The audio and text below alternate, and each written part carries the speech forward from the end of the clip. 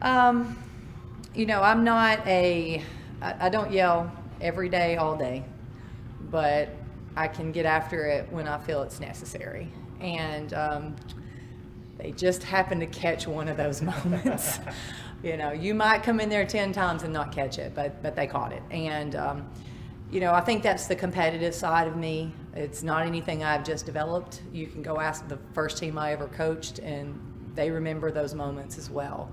I think it's, a coach has to know what their team needs. And if that's what the team needs, to be motivated, to push past where they're at, then I think the coach has to give it to them. And, sometimes I don't think they need that. But, the good thing about this group is they respond regardless of our approach. And I think part of that is they know we love them. And when you know your coach loves you, you can allow yourself to be coached hard. How do you know when to, push that button? It's a feel. It's a feel, and it's, you're balancing confidence, you're balancing effort, execution, focus. And I think when when I have great attitudes, great body language, great effort, there's not a whole lot I'm going to get after you about. There's just not. Sometimes they need a little bit with the focus area, but as soon as one of those three slips, I don't handle that real well. And I thought I guess that particular game there was a lack in focus, and so. I love it. Yeah. A lot of people kind of compare that to your former coach, Pat, and her halftime speeches. Do you feel like you learned a little bit of that from her? Well, I saw it. Obviously, that's the model that I had as a player. She was constant and consistent with us. I think very similar. We knew she had our best interest at heart, and that's why we were allowed. We could be coached hard as well. And I think when you have that and when you've seen that, it does stick with you. But I will say this: I don't go in the locker room going, "Ooh, let me try to be Pat."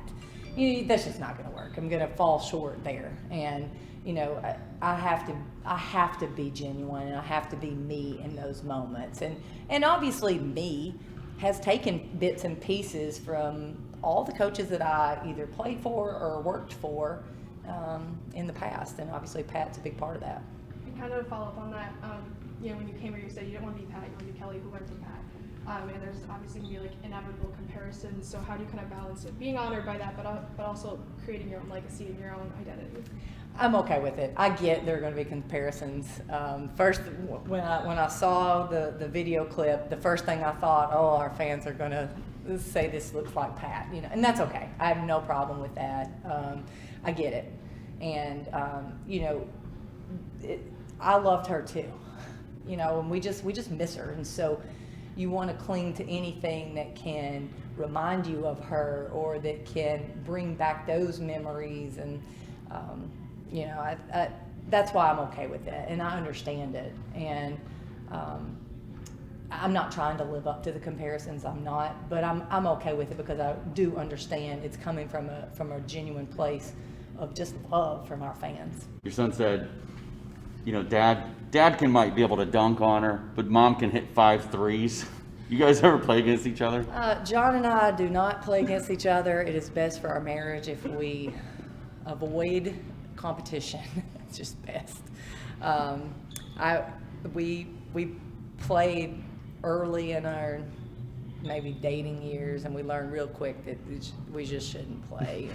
And, I'd love to sit here and say, yeah, I beat him, and I think I could, but he'd probably roll his eyes and go, no, you couldn't. So, but poor Jackson.